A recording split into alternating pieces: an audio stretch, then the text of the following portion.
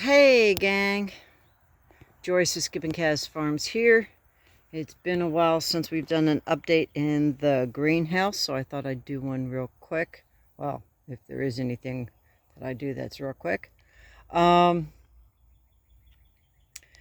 tomatoes here have been transplanted.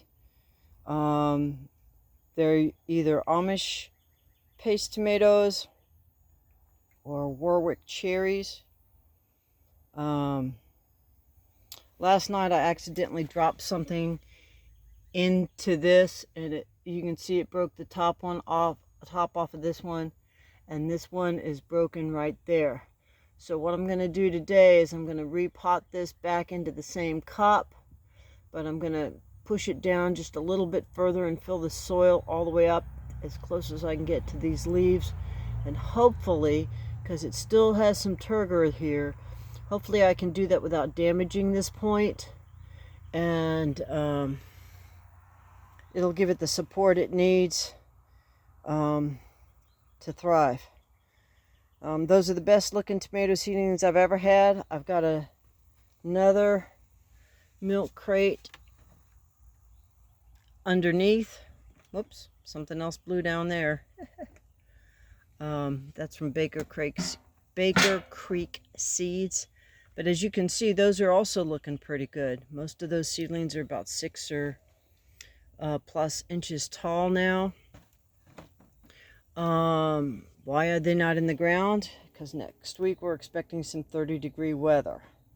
There's like 5 different little mini winters in this part of Tennessee. If anybody's ever listened to Patera on Appalachian's Homestead, she talks about that. She knows a whole lot better than I do. Here are my sweet taters that I sprouted. These little ones here, some of them didn't take, a couple of them did. These are potatoes that came out of my garden from store-bought potatoes last year. This was from a store-bought potato this year. And this is from a second store-bought potato this year. And as you can see, it's not really doing very well because it probably has a sprout inhibitor. And I got it kind of started upside down before I realized it. And so it just hasn't done anything. But I figure if I try 2 things and one of them works and one of them doesn't, I'm still 100% ahead. Because now I have one thing that's better than I was doing before. And I'm going to put this bag back over the top of my apple cider vinegar to help block the UV. So this, on this tray, on these clear cups here, these are, what are they? Flat Dutch cabbages that I transferred out of a 72 container. I didn't have great success with them, but that was probably mostly operator error. But I've got 11 cabbages, sort of. Some of these are pretty marginal, which is a whole lot better than last year. Last year I only had 2. So, and these are my Warwick cherry tomatoes that I put in the smaller cups. I like to use the translucent cups because then you can see the moisture content. There's still a little bit of, I don't know if you can see that here. There's still a little bit of condensation on the one side, so they could use a little bit of water, but I'm going to give it a little bit of time first. It's really humid outside, so there's only so much water the plants need. I don't want root rot. That's what I tend to do, is overwater. Okay, so there's my cabbages, there's my Warwick tomatoes. These 2 cups have got Mrs. Burns lemon basil and Genovese basil. And the same is true on these two little baby cups. They take a while to germinate, and they haven't come up yet. They haven't been in the ground that long. Okay, so let's come over here. This tray is mostly an experiment. From this point, from this point back, I have Jack B. Little pumpkin seeds that are almost 15 years old and have not been properly taken care of. So why bother to waste a whole tray? Because if I get one plant that gives me one pumpkin, now I have a pumpkin that is like Terminator 2. He is not going to die. And it's just really good genetics. So the older seed that I have, it's not going to get any younger. It's not going to get any more viable. So if I have to plant 200 seeds to get one, that's what I'm going to do. And so that's what I'm trying to do. Okay, so let me put this. Okay. I try to do a lot with a little. Whatever I have 2 of these domes, but I need more. So I had, on one order, I needed to buy a little bit more to get free shipping. So I got, these were from Johnny's Seeds, I think. I'm not sure. But they're just not as substantial as the ones from Bootstrap Farmer. The Bootstrap Farmer ones are a little more expensive, but they are so much better. So anyway, I needed a dome. So I took some, let me put this down here. See, it just fits right there. So yeah, it's a little muted in terms of, it's like shade, but the watermelons here, the watermelons have come up. 3 of them anyway. And I think there were double seeds in some of those. So I think there's actually 5 or 6. Anyhow, so they came up, and all I did was I took one of the, I got some plastic wrap from the grocery store. You can see here, it's the kind that has that little zipper thing that goes zip, zip. And I can just set it here, set the roll here, and run it across the top, or the bottom in this case, to make a top.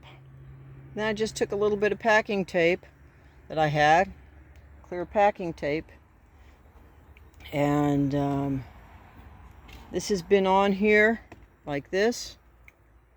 It's been on here for a week. You can see there's moisture inside.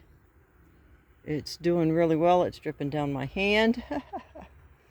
Now what I did do is on the 72, that's another one of the thinner, I think, Johnny Seeds. This is one of the heavy duty. This I'm looking. I'm not looking through the camera. I apologize.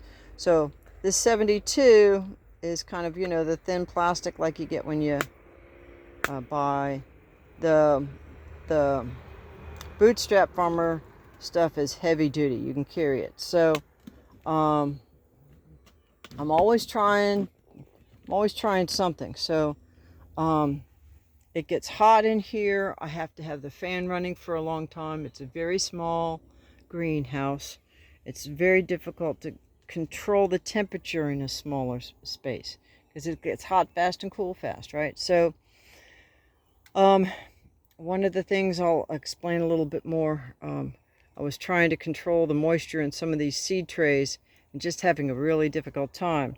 So what I started doing about a week or so ago is I started putting, I don't know if you're going to be able to see too well, gang, but I started putting just a little bit of peat moss in the bottom of that big tray. I just added some water to it so you can see where it's dark, where it's already absorbed all that water, where it's light it didn't. And it acts like a sponge. So it keeps this moist. These edges fit pretty close. So it's not totally airtight. But you're not losing a lot of moisture. You're not getting a lot of air from the fan. And this is working awesome. The cellophane just taped on there with the crisscross bottom. When I tried to do that on my homemade thing, if you look over here, you can see that's a great big aluminum pan. I tried to do the cellophane with that, and the aluminum pan didn't fit as well. It's kind of flimsy, and the cellophane really didn't stick. That was before I started using tape to speak of much. The other thing I've used that works reasonably well, and that again is with these flimsier bottoms. Well, I ordered them with holes. I should have left them solid. So I did the same thing with the cellophane, with the plastic wrap. I taped it. Oops.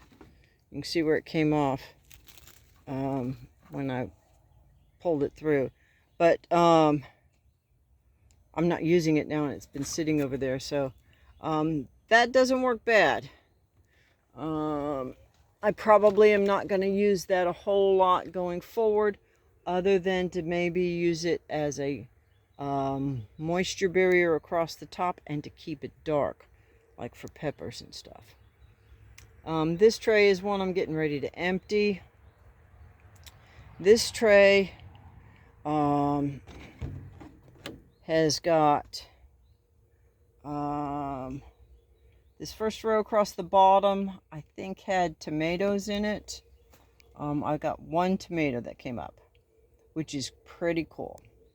I'm happy about that.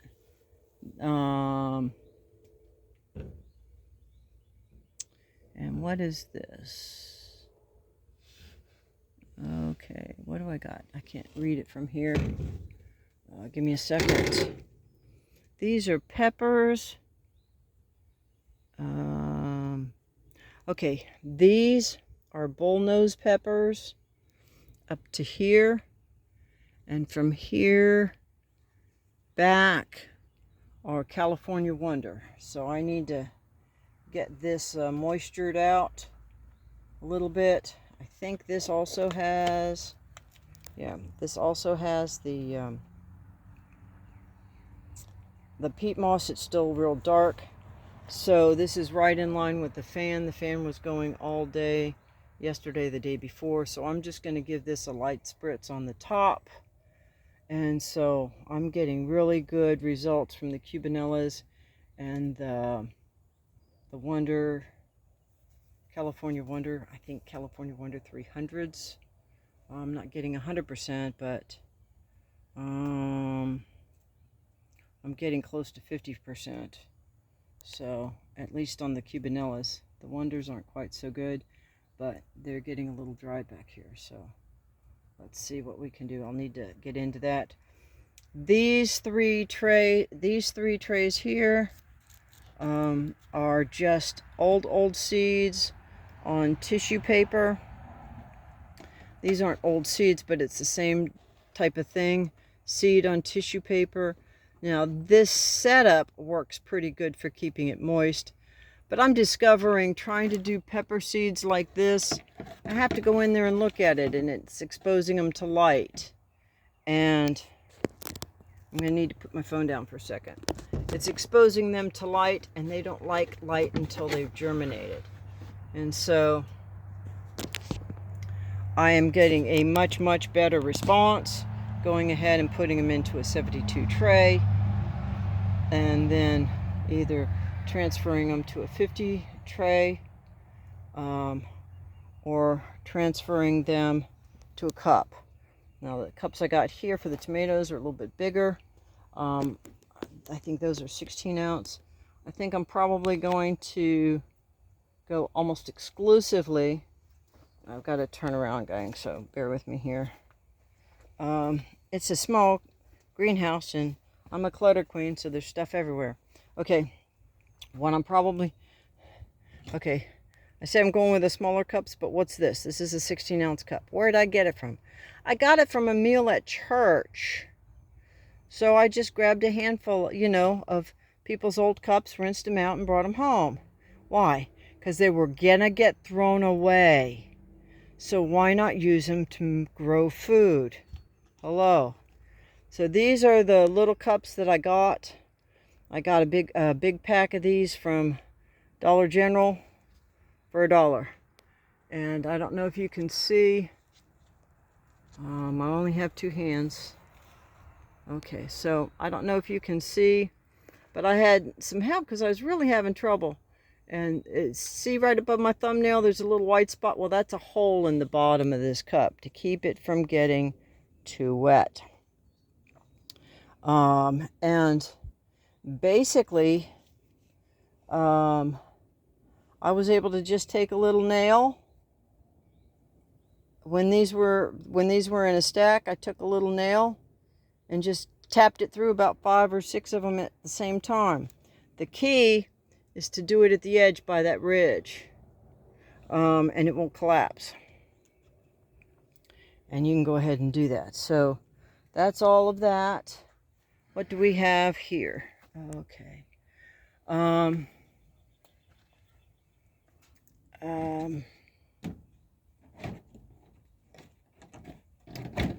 See if this hand, I'm looking where I'm looking, and that's not where the camera's looking.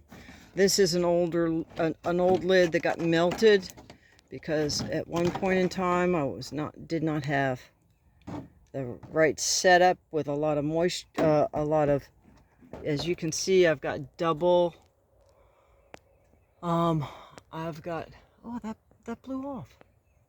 I gotta fix that. I just realized that.